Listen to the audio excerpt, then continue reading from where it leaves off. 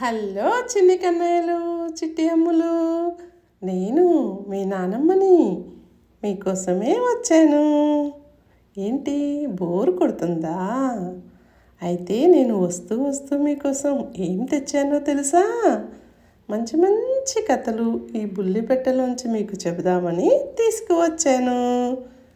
మరి బుద్ధిగా వింటారు కదా. ఇక కథ చెప్పనా? అనగనగనగనగా ఓ చిన్న చిట్టడివి, పెద్దది కాదండరోయ్, చాలా చిన్న చిట్టడివి. మరి ఆ చిన్ని చిట్టడివిలో పెద్ద పెద్ద క్రూర జంతువులు ఏవి కూడా లేవు. క్రూర జంతువులు అంటే తెలుసునా మీకు? అదేనర్రా, ఇతర జంతువులను హింసించి భుజించేవన్నీ అన్నమాట.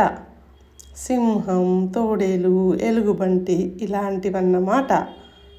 ఇవేవి అడవిలో లేకపోవటం వలన ఒక చెట్టు మించి ఇంకో చెట్టు మీదకి ఎగురుతూ కోతులు, చెంగు చెంగున గంతులేసే కుందేళ్ళు, ఉడతలు, ఆకాశంలో ఎగిరే పక్షులు అన్నీ కూడా ఎంతో స్వేచ్ఛగా ఆ అడవిలో తిరిగేవంట.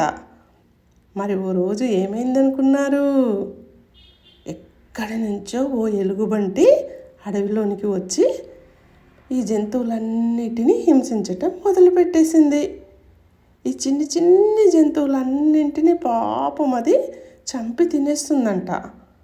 దాంతో ఇక అడవిలో అలజడి ప్రారంభమైంది. చిన్ని చిన్ని జంతువులన్నీ కూడా చాలా భయపడుతూ బ్రతుకుతున్నవి. ఈ జంతువులన్నీ కలిసి ఎలాగైనా ఈ ఎలుగుబంటిని వదిలించుకోవాలని బాగా ఆలోచించసాగాయి. అనుకోకుండా ఓ రాత్రి ఆ చిన్ని చిట్టడవిలోకి క్రొత్తగా 4 మినుగుడు పురుగులు వచ్చాయి. మినుగురు పురుగులు అంటే తెలుసునా పిల్లలు? అవి ఎగురుతూ ఉంటే వాటి ఒంటి నుంచి కాంతి వచ్చి వెలుగు ప్రసారం అవుతూ ఉంటుంది. ఇక చీకట్లో ఈ మినుగురుల వెలుగుల్ని చూసి కోతి, ఉడుత, వడ్రంగి పిట్ట ఆశ్చర్యంతో నోరెళ్ళబెట్టాయి. ముందుగా ఉడత వాటిని గుర్తించి, ఓ ఇవి మినుగురు పురుగులు, ఇన్ని రోజులు లేనివి చిత్రంగా ఇప్పుడు అడవిలోనికి వచ్చాయి అందర్రా ఉడత. మరి అవి మనల్ని తాకితే మనకి కాలుతుందా అని అమాయకంగా అడిగింది వడ్రంగి పిట్ట. ఏమీ కాలదు, వాటి శరీరంలో వెలుగులు చిమ్మే ఒక పదార్థం ఉంటుంది అంతే అని ధైర్యం చెప్పింది మిగతా వాటికి ఉడత పిల్ల. అప్పుడు కోతి చక్కని ఉపాయాన్ని ఆలోచించి, ఇప్పుడు నాకు ఆలోచన వచ్చింది, ఈ మినుగురుల్ని వేడుకుంటే అవి వాటి గుంపును పిలుస్తాయి.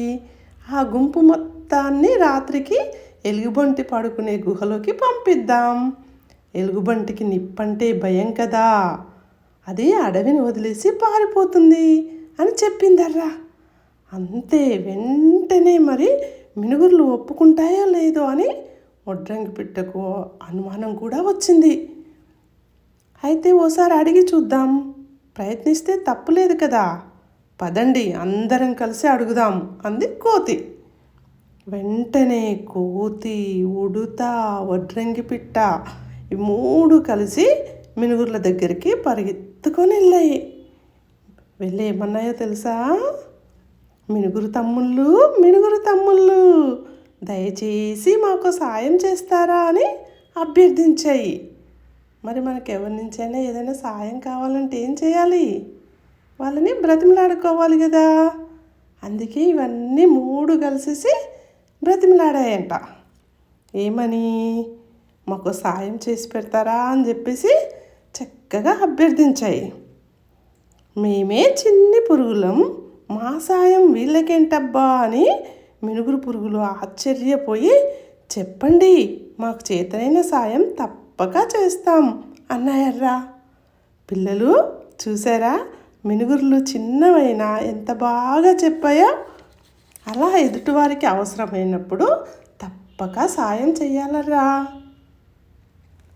అప్పుడు 3 కలిసి మా అడవిలోకి ఓ ఎలుగుబంటి వచ్చి మమ్మల్ని ఏడిపిస్తోంది, దాన్ని ఎదుర్కొనే శక్తి మాకెవ్వరికీ లేదు. అందుకే మీ గుంపుతో వచ్చి ఎలుగుబంటి గుహలోకి వెళ్ళండి. మీరు దూరంగా పైకి ఎగరగలరు కాబట్టి మీకేమీ ప్రమాదం ఉండదు. ఈ ఒక్క సాయం చేసి పెట్టండి చాలు అని అర్థించాయి. అంతే, మినుగుర్లన్నీ కూడా కరిగిపోయాయి. రేపే మా వాళ్ళందరితో మేము వచ్చేస్తాం, ఎలుగుబంటి గుహలోకి ప్రవేశిస్తామని చెప్పి మినుగుర్లు వెళ్ళిపోయాయి. ఆ తర్వాత రెండో రోజు రాత్రే మినుగురు పురుగులన్నీ కూడా ఎలుగుబంటి పడుకున్న గుహలోకి వెళ్ళాయి. వాటి వెలుగుకి ఎలుగుబంటి తన ఒంటిపైన ఉన్న వెంట్రుకలు కాలిపోతాయేమోనని గసగస వణికిపోయింది. మెల్లగా లేచి దిక్కు తోచక ఏదో దారిలో పరిగెత్తి పారిపోయిందంట. అది విని అడవిలోని జంతువులన్నీ కూడా అమ్మయ్య అని ఊపిరి పీల్చుకున్నాయర్రా. ఎలుగుబంటి పీడ విరగడైపోయింది అని చాలా సంతోషించాయి. అంత సహాయం చేసిన మినుగుర్లకు జంతువులన్నీ కలిసి కృతజ్ఞతలు కూడా తెలిపాయి. అంతే కదా, మనకెవరైనా హెల్ప్ చేస్తే మనం ఏం చేస్తాం? వెంటనే థ్యాంక్ యూ అని చెప్తాం కదా. అలాగే ఈ మినుగుర్లకి జంతువులన్నీ కలిసి కృతజ్ఞతలు తెలిపేశాయి. అలా ఉపాయంతో ఎలుగుబంటి పీడ అడవిలోని జంతువులకు వదిలిపోయింది. భలే ఉంది కదా ఈ ఉపాయం.